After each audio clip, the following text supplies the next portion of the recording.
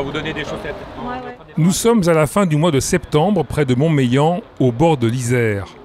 Une fois par an, le département de la Savoie organise cette sortie rafting qui n'a rien de récréative. On s'équipe avec les combinaisons, les gilets de sauvetage et après on descend au fil de l'eau pour inspecter la rivière. L'idée c'est de le retenir. Ouais. Élus et techniciens embarquent ainsi sur l'Isère pour vérifier l'état des digues, mais aussi le lit de la rivière et son écoulement.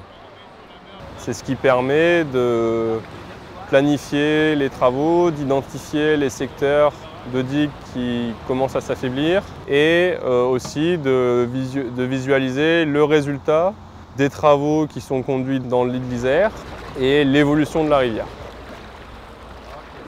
Les travaux ne se limitent donc pas à gérer le risque inondation. Ils visent aussi à respecter la dimension naturelle du cours d'eau. Exemple ici, avec ce chantier de restauration du lit de l'Isère et la suppression de ces îlots. Ces îles, elles posent deux problèmes. Un problème de biodiversité, parce que c'est des milieux terrestres qui n'ont rien à faire dans un milieu plutôt aquatique, type milieu à rivière alpine. Et un problème au niveau risque inondation, parce que ça conduit à affaiblir d'une part les digues et d'autre part à faire que la rivière risque de déborder plus souvent. Une attention particulière est aussi portée à la végétation qui se développe au bord de la rivière. Comme ici, cet îlot de plantes protégées que Camille et Thibaut dénomment une station.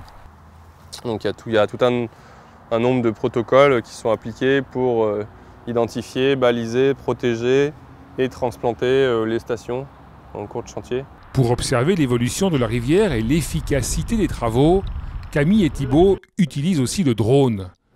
Puis, de retour au bureau, toutes les photos sont exploitées sur ordinateur. Un logiciel permet de reconstituer une image aérienne de la rivière.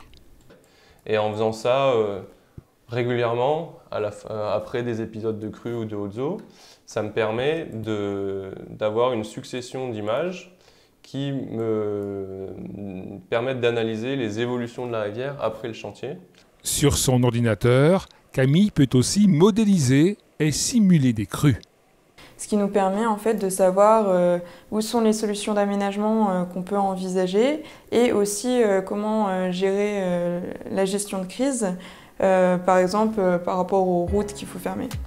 Telles sont quelques-unes des missions de cette équipe de la direction de l'environnement et du paysage.